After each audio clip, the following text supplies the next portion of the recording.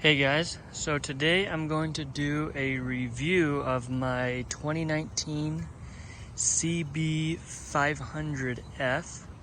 I've had this bike now for 1 year, and I wanted to talk about the things I've liked, things I don't like, and what I have changed on it as to upgrades. The first thing I was going to talk about I really like about this bike is the fuel mileage. I average about 60 to 65 miles a gallon on this bike. I love it. I use it to commute to work almost daily. Some things that I don't like or what I've changed is the front sprocket. Mainly for the higher revs on the freeway. It dropped it down about 400 to 500 RPMs from going from the factory. I believe it's a 15 tooth, and I went up just one tooth to a 16. So it really drops those revs quite a bit. It's not so much vibration. Other thing I've done to it, the factory exhaust is pretty quiet, so I went and upgraded that one here to an MGP exhaust, and that was a lot nicer actually. It gives it a really throaty sound, and I've noticed in pretty much every gear, once I get to either really high RPMs like above 6,500 and let off the throttle, it will be, crackling and popping. But around town, every time I'm at about 4,000 RPMs exactly and lower, it'll just be popping and a lot of heads turn and just like, what the heck is that? I really like the lights on the bike. I'll turn it on here so we can see that. I love that the lights on this are LED. So you can see here, we got LED blinkers, LED headlight, as well as the high beam here. So we got an LED high beam, and it shows pretty good at night. I like it.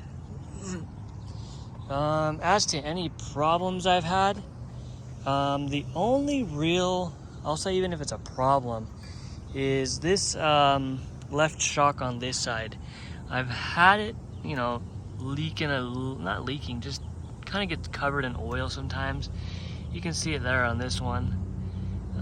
It's kind of dirty. This one here is pretty clean on that side. That one stays pretty clean. And as you can tell here, the odometer, I have on the odometer, 8,300 miles. They're averaging 59 miles a gallon. That mileage though, I believe it should be a little bit higher just because I did change that front sprocket out. Pretty sure that's about it on the bike here. It is a really good looking bike. Again, those LEDs in the back. Also LED rear light. I did tip it over one time in my driveway. It's a pretty steep driveway, so the only real scratch or scruff I have on it is right here. That one, and then on the exhaust as it kind of slid down my driveway. I do love the maintenance on this. I do my own oil changes, so it's super easy. The oil filter is right there, and I love that it has the sight glass so you can see the oil. If I tip it where it's flat here, you can see the oil gets even here. If I can do this, let me put it in gear.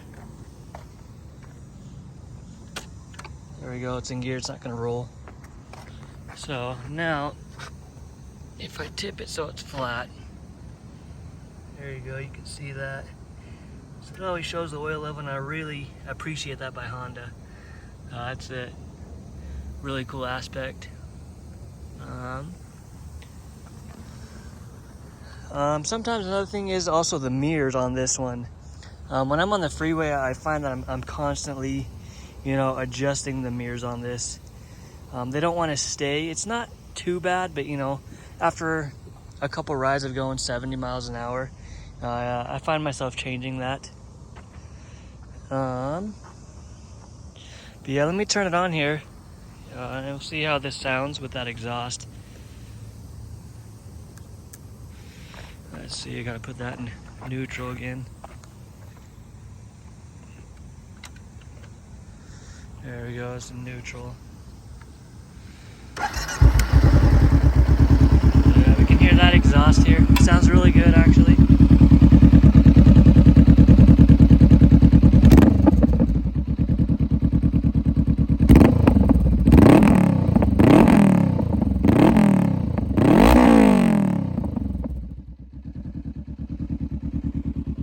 Yeah, it sounds good. I like it.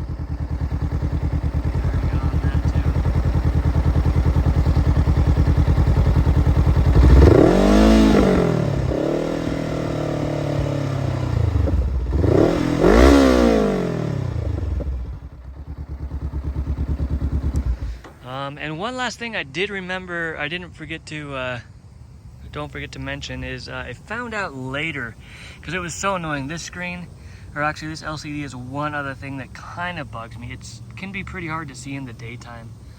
But I found that once you go into the settings here, you can actually change the brightness of the screen.